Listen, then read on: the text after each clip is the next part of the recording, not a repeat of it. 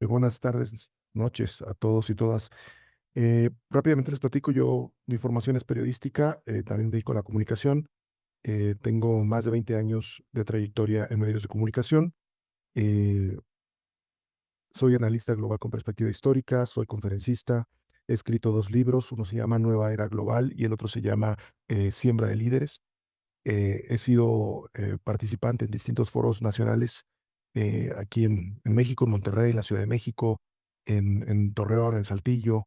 eh, y bueno, básicamente mi trabajo está abocado a ayudar a las empresas, a grupos empresariales, a organizaciones, a gobiernos, a entender los cambios del mundo como actualmente se están configurando y bueno, lograr entender eh, las tendencias que se están dando actualmente a nivel mundial. Bueno, participo en varios espacios en el Centro Hispanoamericano La Familia Empresaria. Soy socio fundador también de la agencia Mundos, soy socio fundador de La Libre, espacio de reflexión y análisis de urbano. eh, y bueno, escribo en varios medios de comunicación, colaboro también en algunos otros en radio. eh, y bueno, es parte de la trayectoria que he tenido en los últimos años.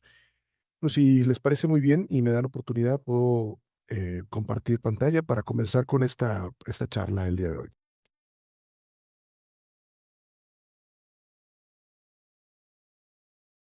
Muy bien.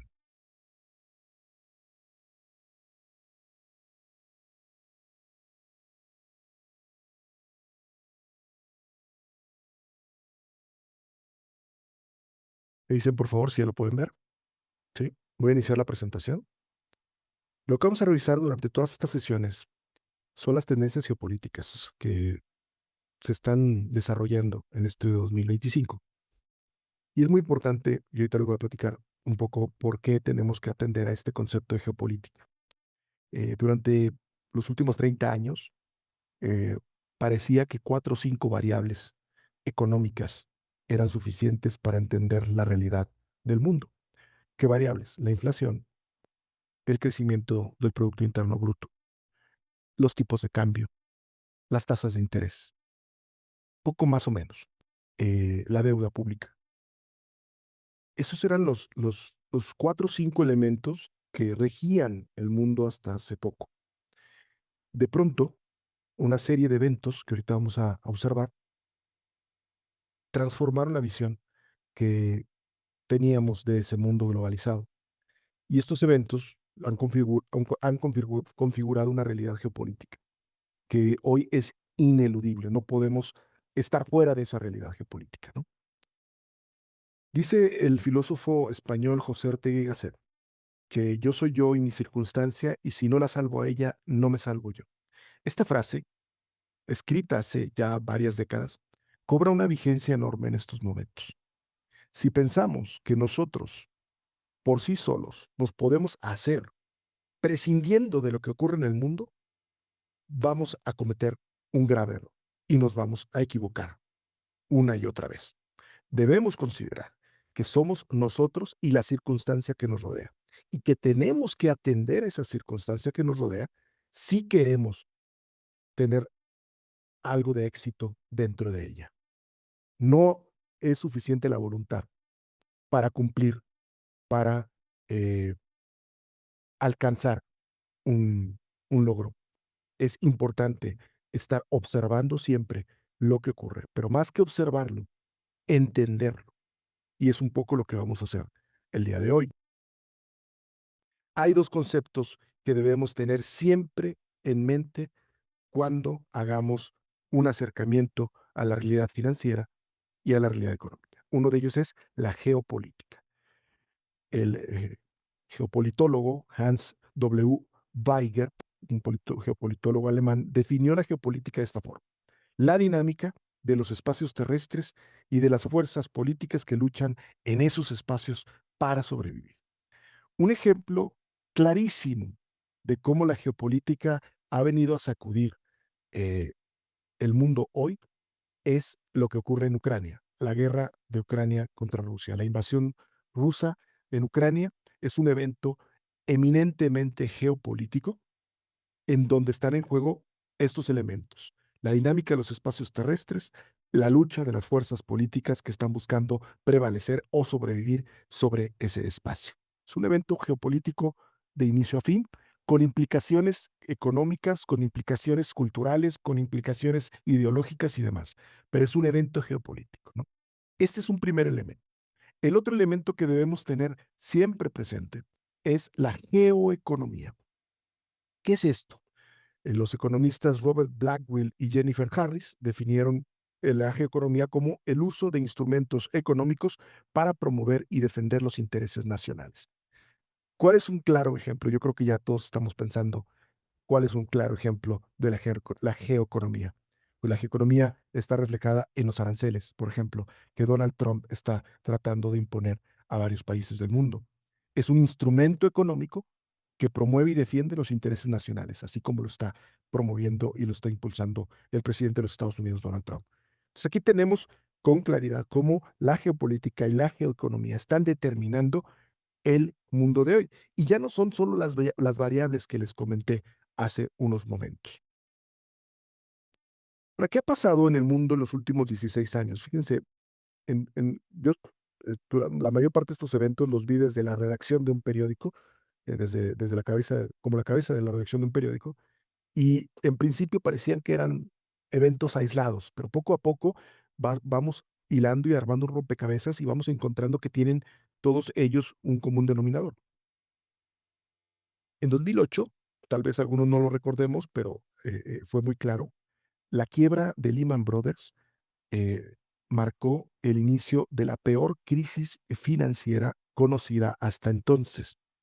Eh, no sé si recuerdan el escándalo de las hipotecas subprime, estas hipotecas que se vendieron y revendieron como deuda y crearon un castillo de naipes que era tan débil, tan frágil, que terminó desmoronándose cuando se dieron cuenta de que todos esos productos financieros estaban sustentados básicamente en la nada, en hipotecas que no valían ni un dólar. Y cuando eso se reveló y cuando comenzaron a darse cuenta que no se podían pagar las promesas que se habían hecho en la construcción de ese mecanismo financiero, todo el sistema se vino abajo y generó una profunda crisis que puso en entredicho el modelo financiero que hasta entonces se había estructurado. Luego, fíjense qué interesante, en 2010 tuvimos una primera llamada de atención que no quisimos escuchar, un brote pandémico de influenza AH1N1 que estuvo muy presente en México y en Estados Unidos y en otras partes del mundo. Y bueno, la OMS en su momento decretó la alerta que al final, afortunadamente, gracias a la colaboración internacional, logró frenarse el brote y que no pasara a mayores. Pero fue una primera alerta muy importante sobre que el modelo de globalización que habíamos construido hasta entonces estaba fallando y tenía problemas serios.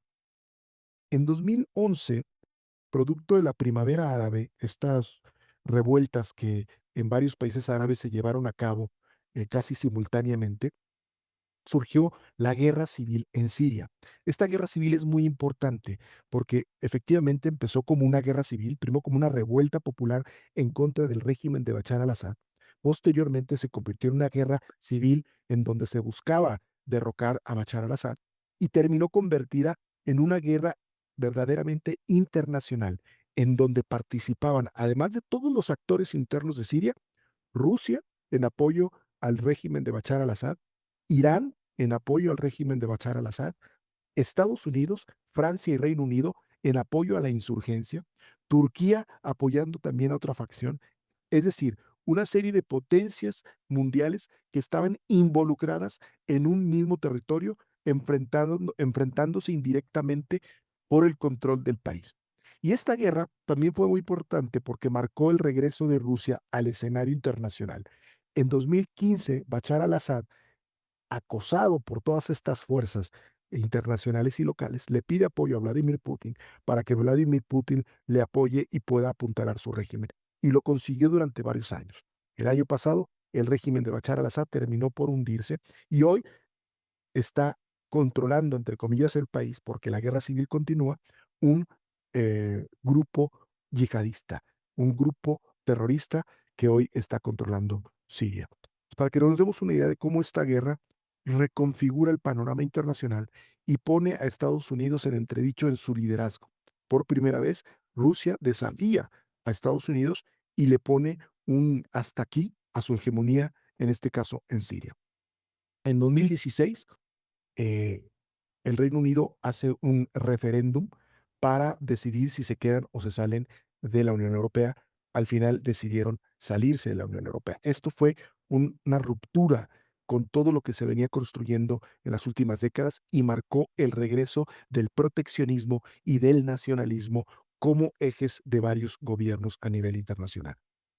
Donald Trump, más o menos por las mismas épocas, ganó por primera vez la presidencia de los Estados Unidos. La elección fue en 2016 y llegó al poder en enero de 2017. Y una de las primeras cosas que consideró Donald Trump fue que China había rebasado a los Estados Unidos como principal motor de la economía mundial.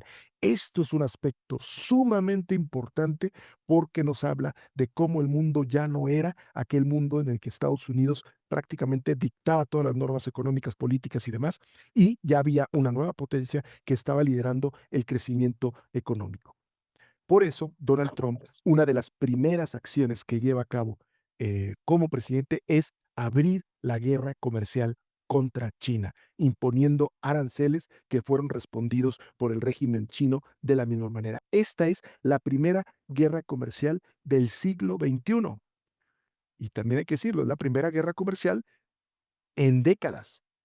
Cuando el mundo pensaba que las guerras comerciales eran cosa del pasado, Donald Trump llega e instala de nuevo la lógica de la guerra comercial. Como no atendimos las advertencias de la Organización Mundial de la Salud de del primer brote pandémico, llega después el coronavirus y nos mete una sacudida enorme y nos manda a nuestra casa y paraliza la economía y mete al mundo en la peor crisis económica desde 1929, incluso una crisis económica peor que la de 2008. La invasión de Rusia a Ucrania en 2022, si bien no fue algo nuevo porque ya Rusia se había anexionado Crimea en 2014, sí muchos analistas económicos pensaban que Rusia nunca iba a invadir Ucrania completamente porque eso significaría la caída del gobierno de Putin y la debacle de la economía rusa. Fíjense cómo las variables económicas que se tenían hace 20, 30 años comenzaron a perder vigencia cuando se ven de forma aislada sin considerar aspectos geopolíticos y geoeconómicos. Hoy, con todo y lo que dijeron los analistas económicos sobre la posibilidad de la debacle de la economía rusa es en estos momentos la economía que más crece en toda Europa. Y no solo eso, hoy la economía rusa es la economía más grande de Europa a valores de paridad de poder adquisitivo. Para que nos demos una idea de cómo el mundo cambió y aquellos esquemas que nos llevaban a pensar que Rusia se iba a hundir por el esfuerzo bélico y bajo el peso de las sanciones de Occidente, no ocurrió y lo que vimos fue que Rusia no solo eso, sino que se fortaleció y está saliendo hoy fortalecida con la posibilidad de negociar incluso una paz que significaría la rendición de Ucrania, para que nos demos una idea. Bueno, como dicen por ahí, éramos muchos y parió la abuela.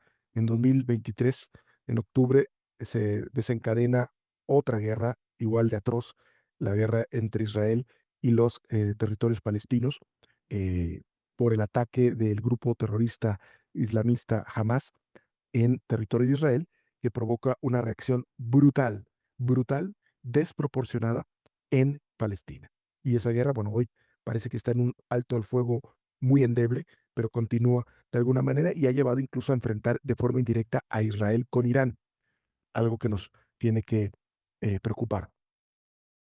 En 2024 comenzaron a darse signos muy claros de que el siguiente foco de tensión a nivel global va a ser Taiwán, porque básicamente China reclama la soberanía completa sobre Taiwán.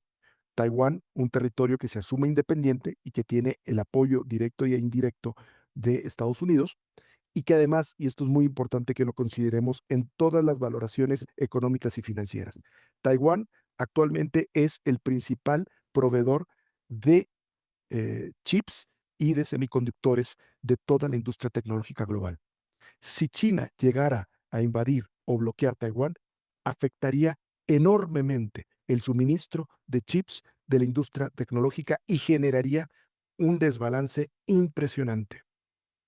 Por eso hay que estar muy atentos a lo que ocurra en Taiwán. Y bueno, lo que ya sabemos, volvió a ganar Donald Trump y la incertidumbre es el nuevo signo de los tiempos.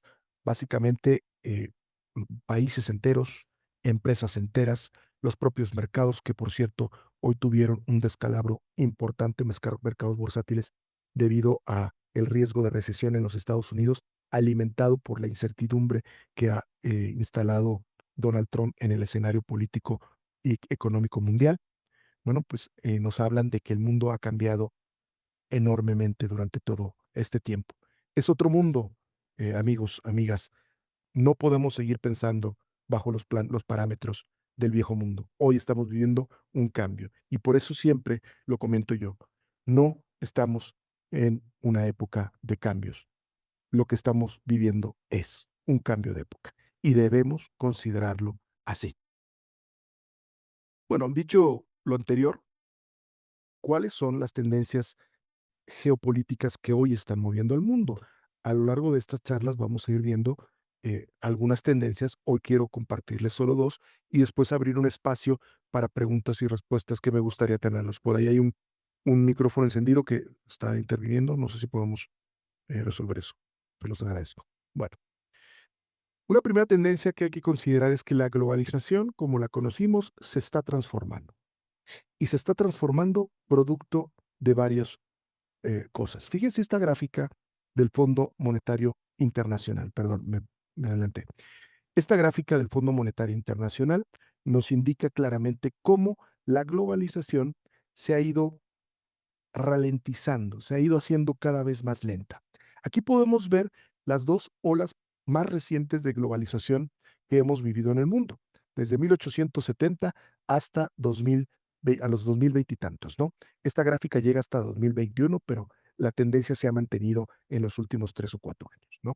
Fíjense cómo el intercambio de productos, la suma de exportaciones e importaciones dentro del Producto Interno Bruto Global de 1870 a 1910, que es la globalización anterior a la que conocemos nosotros, pues era clara la tendencia hacia ir incrementando ese intercambio y ese valor dentro del Producto Interno Bruto Global.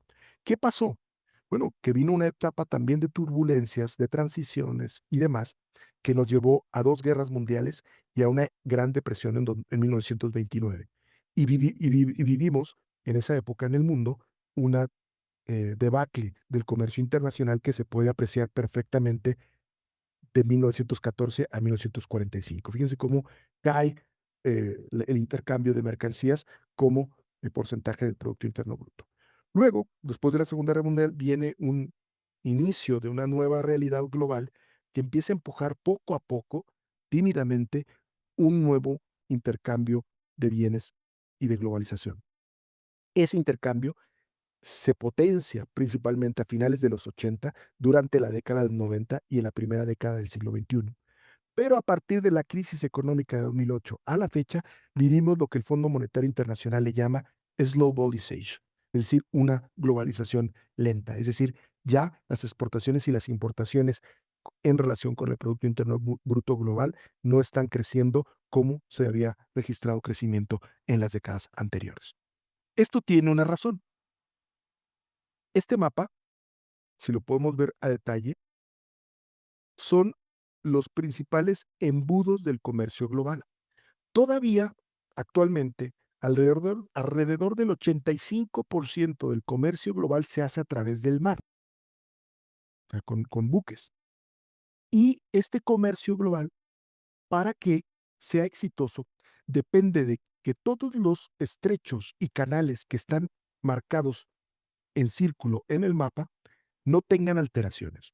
El detalle es que en los últimos años, los trastornos y las alteraciones en todos esos embudos del comercio se han ido incrementando.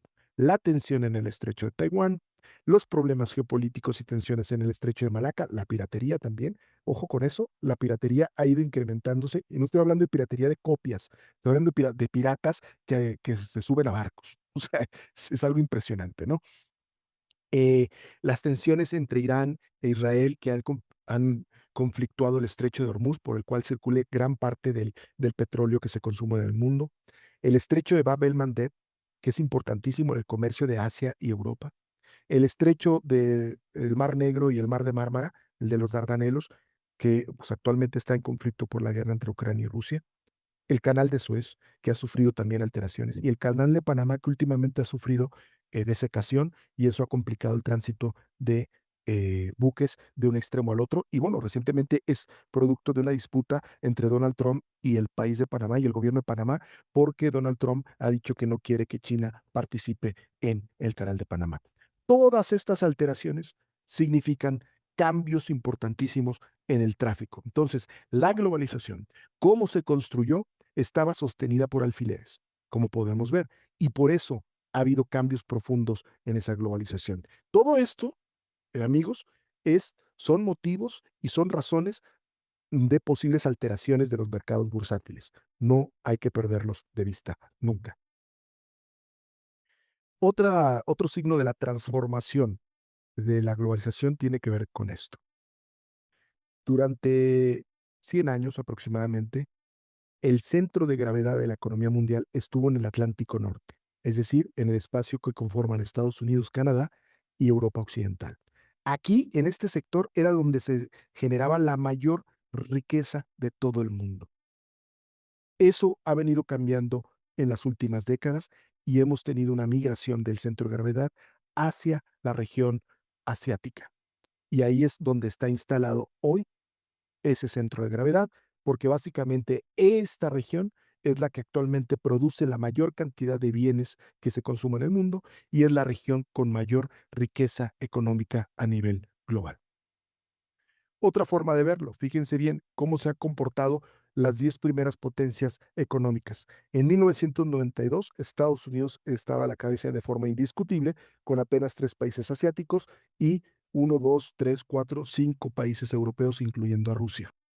Fíjense, en 2010 tenemos el crecimiento de China, India y Japón, ya entre los primeros 4 lugares, y cómo los países europeos comienzan a caer. Y ya para 2028 es claro el dominio de China, la India, Japón y la irrupción de Indonesia. Es decir, estamos viendo un cambio en la composición de las potencias económicas. Esto es muy relevante en nuestro mundo actualmente. Fíjense ahora esto. En 2000, la mayoría de los países tenían por encima de China como socio comercial a los Estados Unidos. Todos los países de azul en el año 2000. En 2020, y se ha ido agudizando, ahora vemos que la gran mayoría del mundo tiene a China como socio comercial por encima de los Estados Unidos. Esto también es un cambio de suma relevancia que explica mucho de lo que Donald Trump está intentando hacer y alterar. Básicamente lo que está haciendo Trump es volver a un Estados Unidos a la defensiva, tratando de evitar el ascenso de China.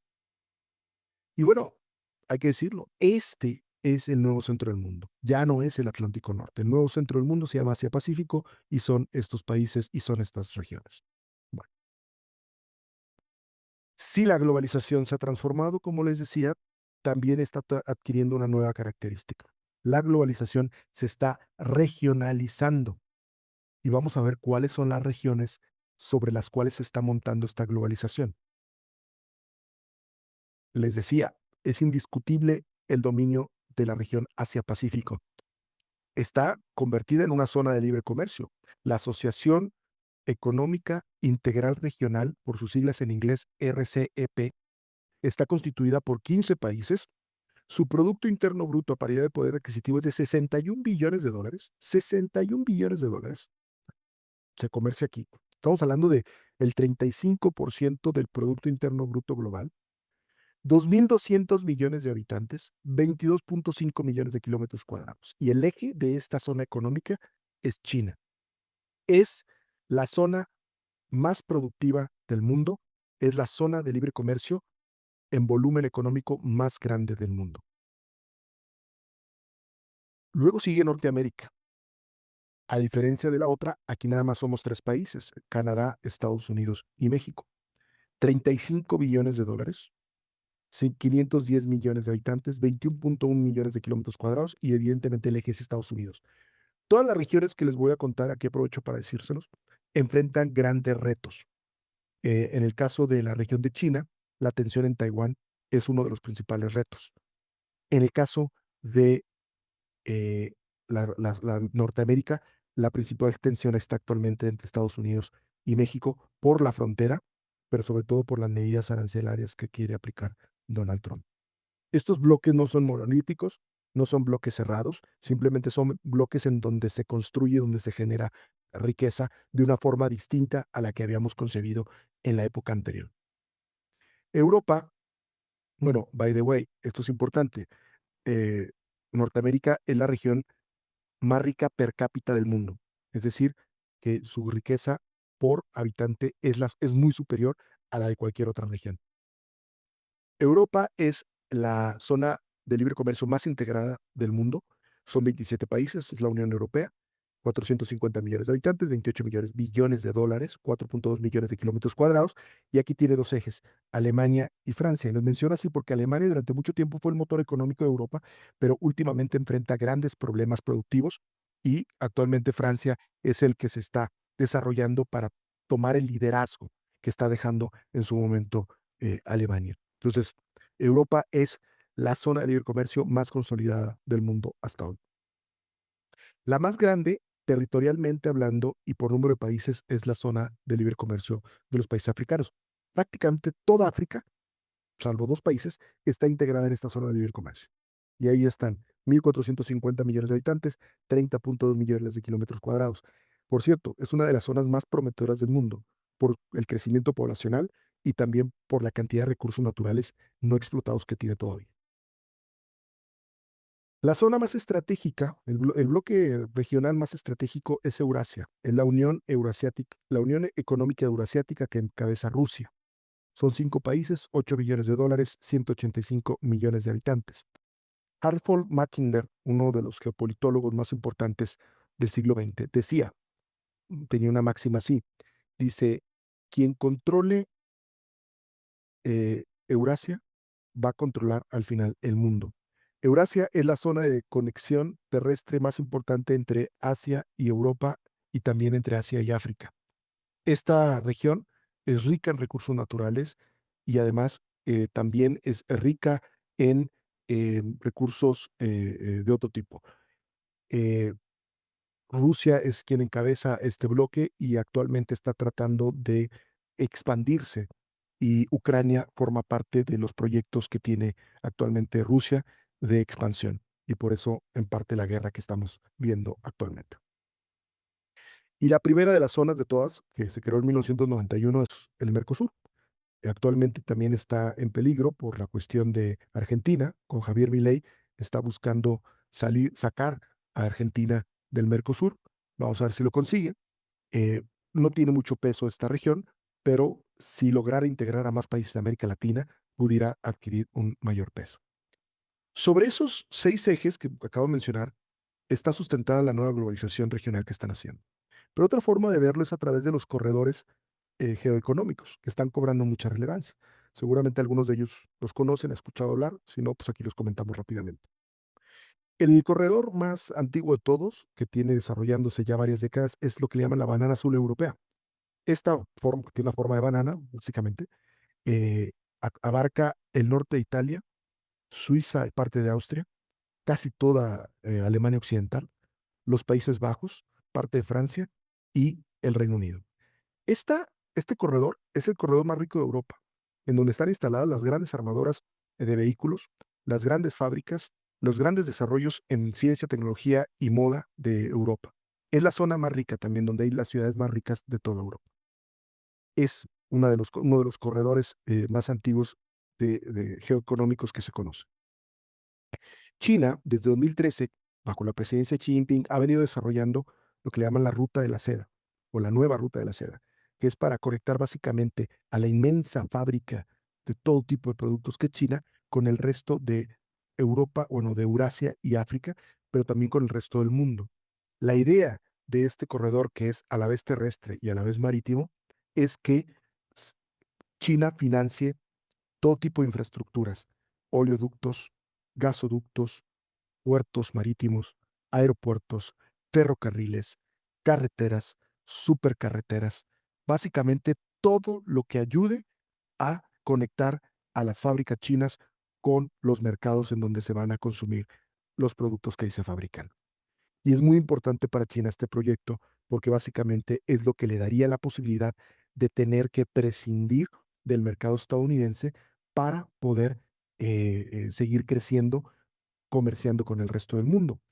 La lógica china es llegar a cada uno de estos países, financiar los proyectos infraestructura, venderles las mercancías que van a atravesar por esos corredores y, si no tienen el suficiente dinero, incluso prestarles a todos estos países para que puedan desarrollar estas infraestructuras y básicamente comprarles los productos a China. Para que se den una idea, de los 10 puertos marítimos que actualmente existen en el mundo con mayor comercio, 8 están en manos de China.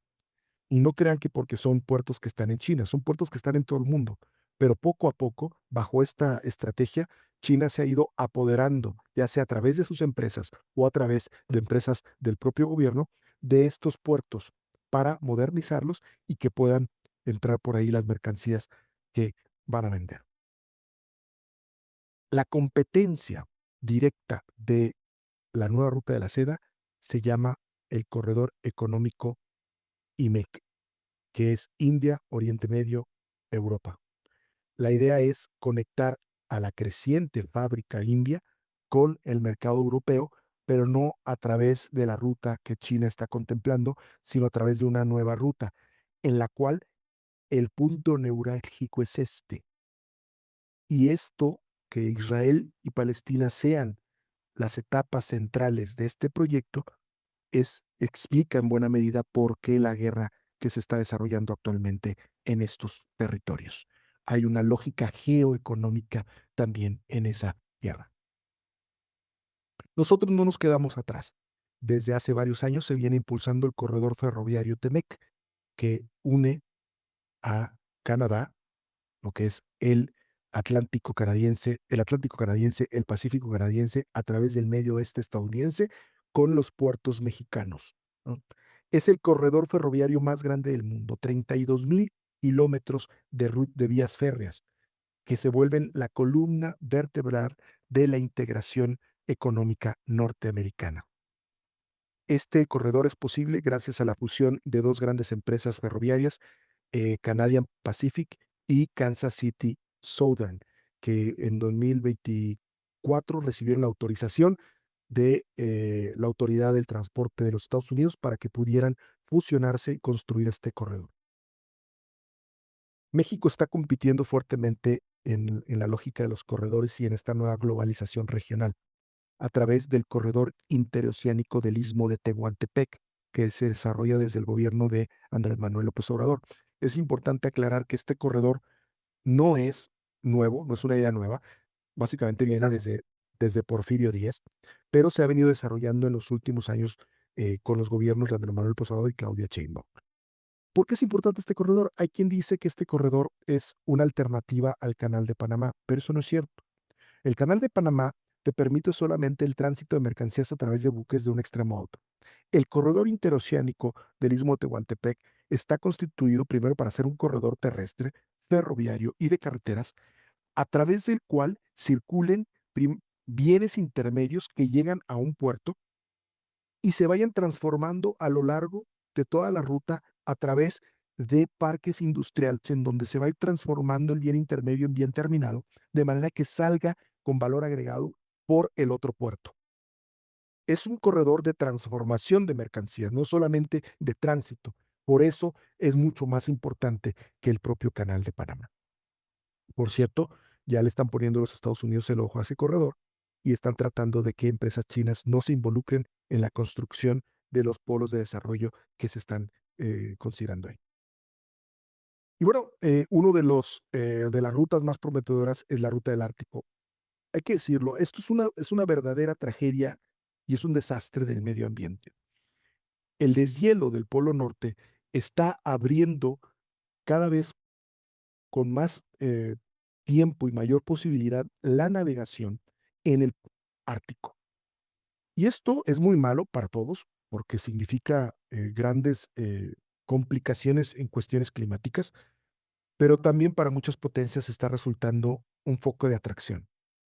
Para que se den una idea, actualmente, bajo la ruta que tiene marítima concebida China, se tardan 45 días para que los barcos lleguen de los mares de China a los puertos de Europa. Es la ruta roja. Si pudieran navegar por el océano Ártico, como ya lo prevén, reducirían considerablemente el trayecto. Y esto significaría pues que fuera mucho más barato ese transporte.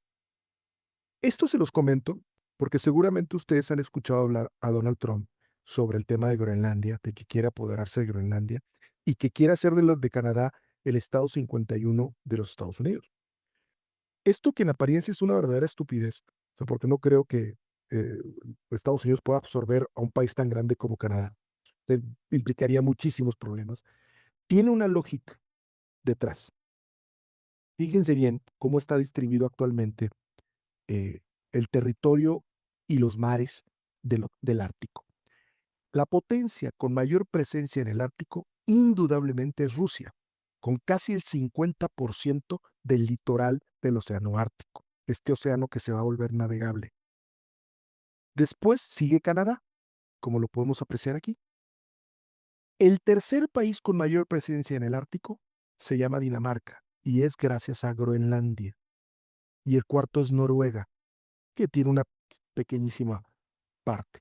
Estados Unidos también está ahí, muy limitado por Alaska. Si Estados Unidos lograra concesiones por parte de Dinamarca para instalar bases aquí y para instalar bases en Canadá, podría equilibrar la presencia rusa en el océano Ártico. Esto es lo que está detrás de los disparates de Donald Trump respecto a Canadá y Groenlandia. Es una estrategia hacerlo pasar como disparates, pero en realidad por debajo hay una lógica geopolítica de control de las rutas de navegación del Océano Ártico. Pero no solo eso, el Océano Ártico esconde bajo sus aguas heladas y congeladas la mayor reserva de petróleo y de gas en el mundo. Y Groenlandia, además, es la mayor reserva de agua dulce en el mundo, para que nos demos nada más una idea de la importancia que tiene todo esto. Bueno, vamos cerrando por el día de hoy. De la hiperglobalización liderada por Estados Unidos, de aquel mundo que pensábamos que iba a ser ya siempre liderado por los Estados Unidos, en una lógica de libre comercio que iba a conectar a todo el mundo y que básicamente ya no iba a tener alteraciones mayores, estamos transitando a una globalización regional con eje económico en Asia-Pacífico. Es un cambio de época profundo que debemos que considerar al hacer cualquiera de nuestras valoraciones en términos financieros y económicos y políticos. Yo termino as- por hoy, pero quiero abrir el espacio a algún comentario, alguna pregunta, alguna duda. Con muchísimo gusto estoy para responderles.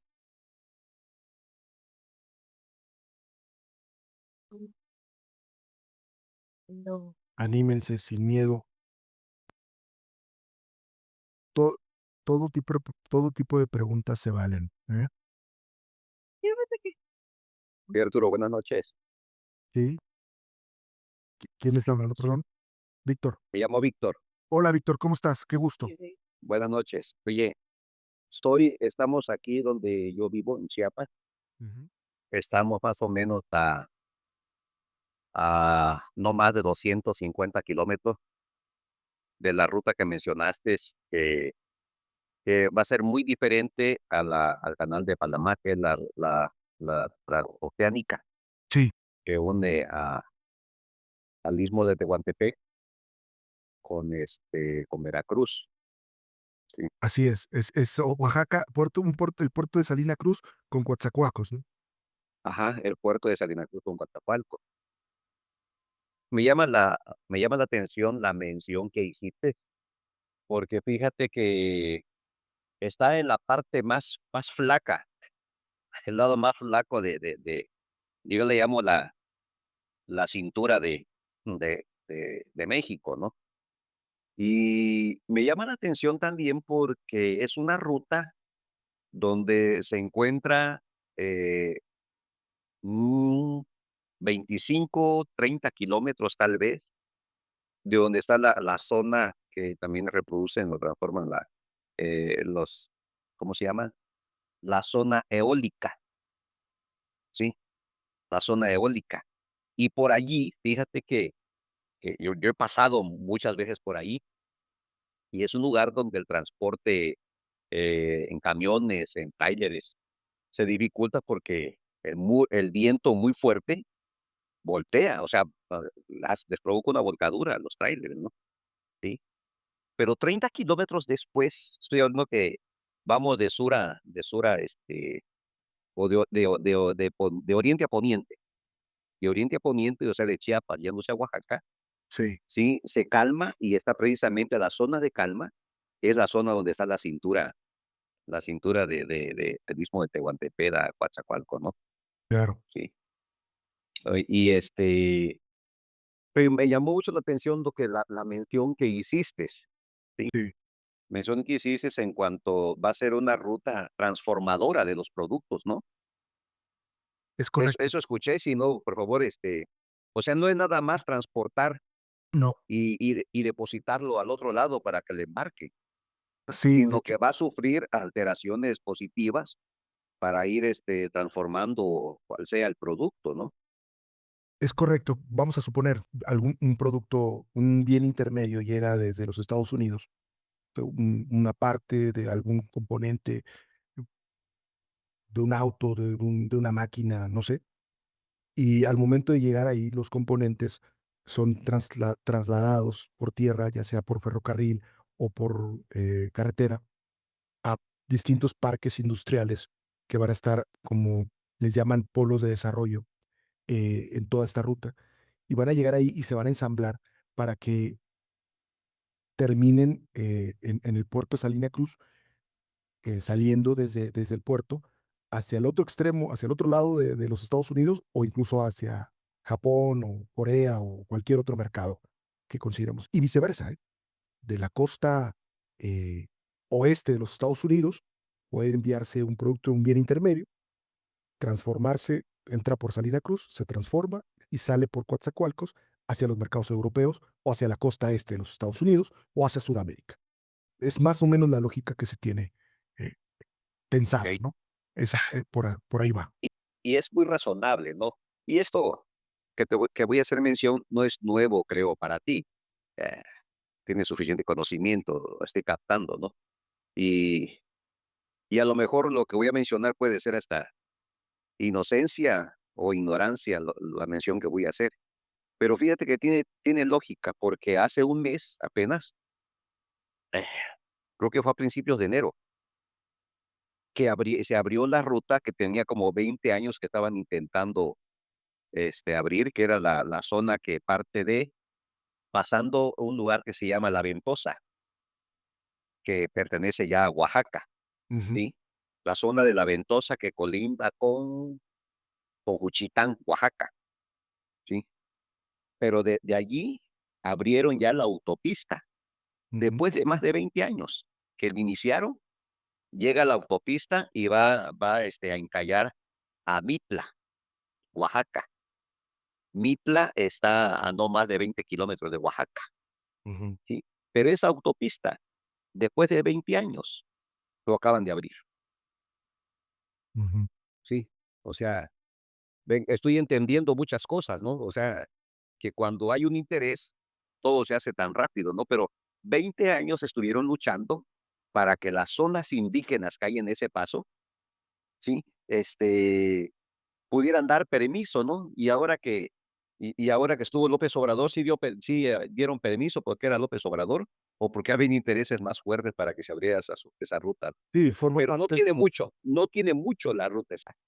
Sí, es conecta a Cayucan con La Ventosa, ¿no? Tengo entendido, No, ¿no? no, no, ¿No es la ruta de Acayucan? no, no, no, no. Es una ruta que, inicia, a ver, ¿cómo te mencionaría? Mira, está entre Juchitán, Oaxaca, Sí. a ver si lo ubicas, y está Matías Romero, Oaxaca. Ujú. No sé si los ubicas ahí, si tienes un mapeado ahí, Sí, aquí lo pongo ¿sí? Entre Juchitán y La Ventosa no están más que a 50 kilómetros de distancia. ujú. Y está, la autopista, es una autopista que sale de La Ventosa, se interna en Juchitán, ya no entras por Juchitán, te vas por todo Aquí está Juchitán. Ujú. Sí se ve el mapa, aquí está La Ventosa, sí, ya. eso, entre La Ventosa y Juchitán, Ujú.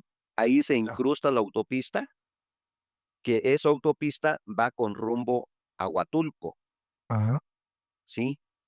Pero creo que como a 100 kilómetros hay una desviación que ya sube a Oaxaca y de ahí de esa desviación a Oaxaca son 4 horas todo Sí. por toda la montaña. Lo que pasa es que forma parte justamente este tramo de esta ruta que llega hasta Cayucan, Sí, hasta acá. O sea, sí es parte del corredor, ajá. como bien menciona. Desde aquí, acá está Juchitán y aquí está La Ventosa, en esta zona. Sí, de ahí se incrusta hasta llegar a Mitla, Ujú. que Mitla es una zona turística, Sí, es arqueológica, ¿no? es una zona arqueológica, turista arqueológica. Creo que está como a 20, 25 kilómetros, creo, más o menos para llegar allí. Entonces hoy entiendo muchas cosas, el por qué después de 20 años, pues ya le dieron forma a esa carretera, a esa autopista, ¿no? Así es. Sí, pues es parte. Segundo, ahorrar como 3 horas, Mm. como 3 horas, sí. Y eso es un proyecto a largo plazo, consta de infraestructura carretera, ferroviaria, parques industriales, centros logísticos. O sea, es un proyecto muy, muy grande. Muy. Entonces te invito a Mm. otra cosa, Arturo, Sí, ¿sí? Que vayamos a invadir unas tierras por allí. Vamos todos, sin pedo. Ahí la zona de que le llamo del Camarón, de Marqués de Comillas, todo por ahí. Que vayamos a invadir ahorita que es tiempo. sí, muy bien. Gracias, Víctor, por tu aportación. Muy, muy valioso lo que nos comentas. Muchas gracias, Víctor. No sé si hay alguien más que quiera ¿De qué? comentar Si yo algo. estoy aprendiendo. Todos aprendemos siempre aquí. Gracias. Gracias. ¿Alguien más que quiera preguntar, comentar? Adelante, sin ningún. Si algo creen que no quedó muy claro, con muchísimo gusto.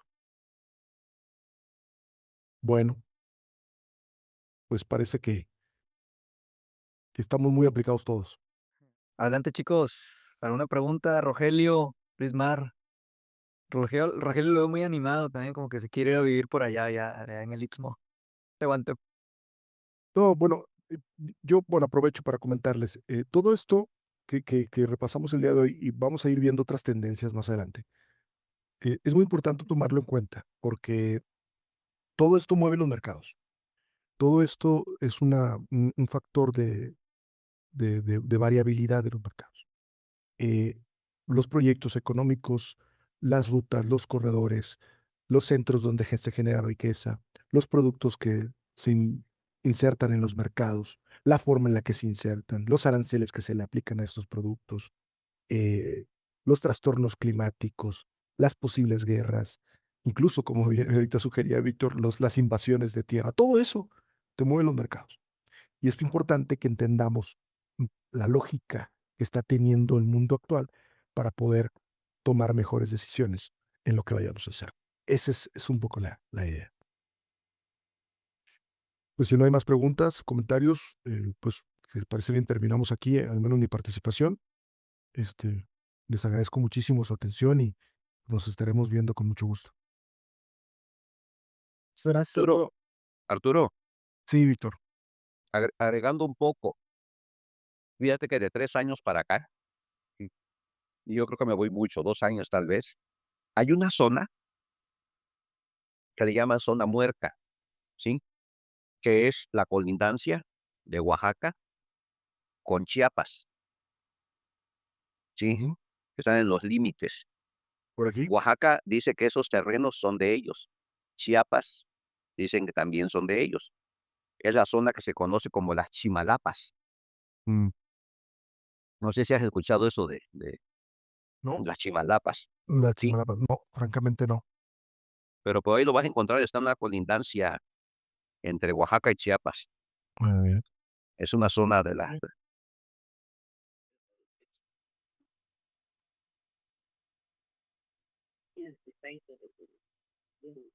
Ah, caray, me mandó para otro lado. Ahí está. San Antonio, San Miguel Chimalapas. sí, es una región, Es esto, no es un lugar, es toda una región. toda una región. Sí, es una región de muy montañosa, con muchas riquezas, donde han habido lo que está sucediendo ahorita con Israel y Palestina, con el grupo Hamas, ¿no? Mm, Sí, algo así está sucediendo allí y que no entonces, todo el mundo lo sabe, ¿están despojando a la gente de sus tierras o qué? ¿no? Están peleándose las tierras Están peleándose a con cerros. los oaxaqueños, Oh, mire, qué interesante. están en problemas territoriales, Pues hay que prestarle atención a esa zona, sin duda. sí, están en problemas territoriales. Pues, ya de hecho, ya se subió, como bueno, siempre ha estado iniciativa, no como una iniciativa, ha estado en la mesa de, de pacificación, le llaman, entre los congresos del estado, tanto de Oaxaca como de Chiapas. Ya lo subieron al parlamento, a la Cámara Alta, y ahí están definiendo esa situación, pero es una zona muy rica, ¿no? Todo el tiempo los chapanecos hemos creído que es nuestro, Mm, ¿sí? Y yo lo sigo creyendo, ¿verdad? Porque no me han enseñado otra cosa. oye, sí, oh, pues me hace interesante. Pero que invade una gran parte de los primeros municipios viniendo de Oaxaca, Chiapas, como Arriaga, Tonalá, estamos hablando de Ocosocuautla, de Berriozábal, Mm, ¿sí? Que toman parte de esos terrenos y que pueden quedar por sobre el estado de Oaxaca. ya.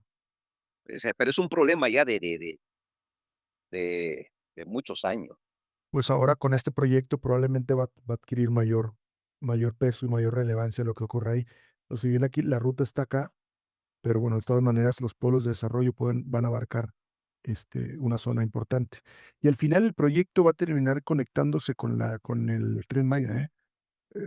Está contemplado así, que este proyecto de aquí termine conectado con el Tren Maya, Oh, mira, más a largo plazo. Pues muy bien, Víctor, hay que prestar atención ahí a las Chimalapas también para ver qué ocurre.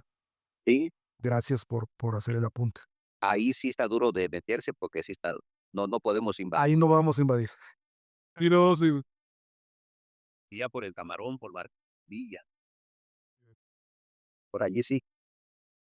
Muy bien. Gracias por tu No, atención. al contrario, Víctor, muchas gracias por el comentario. Bueno, pues no sé si hay algo más, si no, pues yo, como dicen por ahí, con esta me despido. Les agradezco profundamente su atención y pues nos vemos la próxima. Vale, listo, Arturo. Muchísimas gracias por toda la información. Ya hice varios apuntes acá. Te agradezco mucho. De hecho, se me quedó un concepto súper Ay, a ver, importante en la sesión pasada de la inducción que comentabas lo de Tesla, que ya yéndonos un poquito al mercado financiero, que no pegó tanto la tendencia de su tecnología. Ya ves que todos esperaban un realce en el gráfico y pegó más cuando Donald Trump ganaba en las elecciones. Eh, y me quedo con un concepto que a lo mejor les puede ayudar mucho, que es que hay una parte importante que muchas veces en el mercado financiero no lo mueve tanto la economía, sino la psicología.